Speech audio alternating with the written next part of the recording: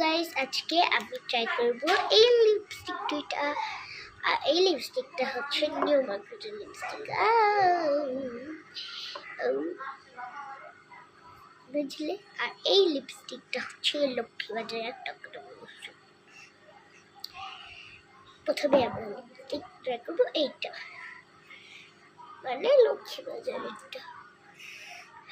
ব্র্যান্ডটা খুব সুন্দর, এটা খুব স্মুথ।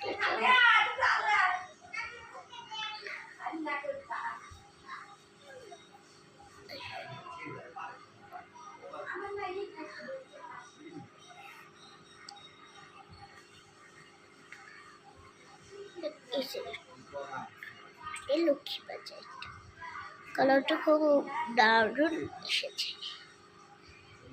এটা ট্রাই করার শেষে আবার ট্রাই করবো